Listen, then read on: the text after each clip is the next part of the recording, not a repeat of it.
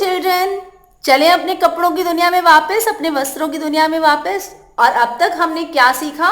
ये सीखा कि जो हमारे प्लांट्स हैं यानी कि पौधे हैं, एनिमल्स हैं यानी कि जंतु हैं, और हमारे केमिकल्स हैं यानी कि रसायन हैं, इन सब से हमें मिलते हैं फाइबर्स यानी कि रेशे।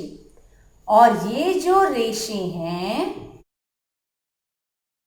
इनसे बनता है तागा, और रेशों से तागा बनने की प्रक्रिया को हम कहते हैं कताई। और इन तागों से बनते हैं वस्त्र दो तरीकों से। पहला तरीका वीविंग, जिसमें हम दो तागों के सेट्स का इस्तेमाल करते हैं यानी कि बुनाई। और दूसरा तरीका है बंधाई, जो मैंने आपको बताया था वुलन क्लॉथ्स के लिए स्पेसिफिकली इस्तेमाल की जाती है। और बुनाई में हम क्या करते हैं, दो सिलाइयां होती हैं और क्रॉस स्टिच करते हैं। और वस्त्र की हो जाती है सिलाई, तो हमें मिल जाते हैं सुंदर सुंदर वैरायटी ऑफ क्लॉथ्स, जैसे jeans, shirts, pants, kurtis, sari etcetera. मजेदार है ना ये वस्त्रों की दुनिया, और इनको बनाने का तरीका तो और भी मजेदार है। चलिए अब ये बताइए, क्या हम ये जो वस्त्रों की बुनाई है, बंधाई है, बच्चों, क्या आपको लगता है कि शुरू से ऐसे था?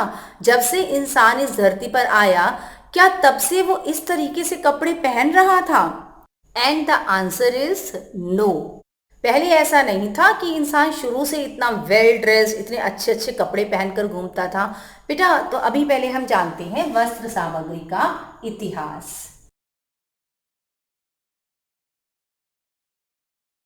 पहले जो इंसान था उसको ना तो कवीव करना आता था, कपड़ों को बुनना आता था, ना उसके पास इस तरह के फाइबर्स थे। तो बच्चों, इंसान ने शुरुआत की अपनी बॉडी को ढकने के लिए जो पेड़ों के बड़े बड़े पत्ते होते थे उनसे वो ढकता था, या वृक्ष की छाल से, बार्क ऑफ ट्री को छील के उससे अपनी बॉडी को कवर कर लिया करता था। और जब एनिमल्स को हंटिंग की जाती थी, एनिमल्स का शिकार किया जाता था, तो उनकी स्किन को खींचकर उससे भी अपनी बॉडी को ड्रैप कर लिया करता था, कवर करता था। धीरे धीरे हुआ क्या, जब इंसान ने स्विच किया एग्रीकल्चर की तरफ, कृषि की तरफ, तो उसने क्या किया, घास और टहनियों को वीव करना शुरू किया, बुनना शुरू किया, और उससे बने हुए वस्त्र पहनने लगा। और जब कपास की खेती हुई, जब कपास का पता लगा, तो कपास को वीव किया, कपास के रेशों से वस्त्र बनने लगे। और तब जो है ऐसे वस्त्र यूज किए जाने लगे जिनमें स्टिचिंग की आवश्यकता नहीं होती थी, जैसे साड़ी पहन लेना, कुछ चादर बना के ओढ़ लेना, इस तरह के कपड़ों का इस्तेमाल किया गया। और पता है, जब सुई आई तो पूरा सब कुछ चेंज हो गया, पूरी दुनिया बदल गई।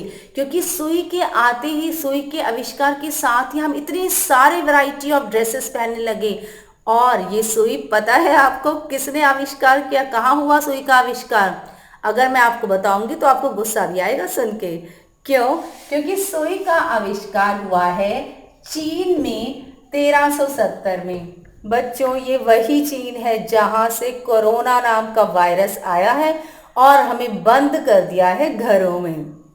पर चलिए, हम इसको भी एंजॉय कर रहे हैं अपनी ऑनलाइन स्टडीज के थ्रू, है ना।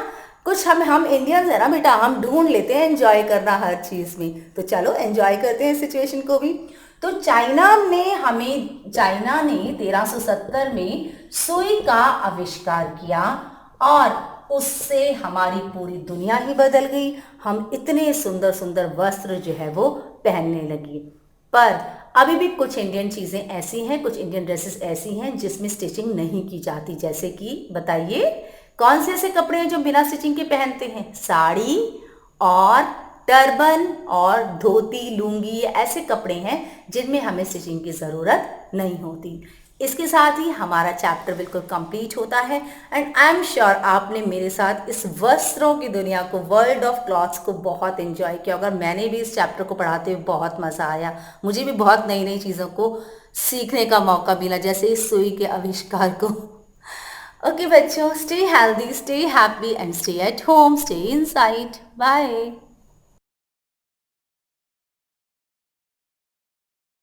NTPC Faridabad and Chief Minister's Good Governance Associates Program with Star Teachers of Faridabad.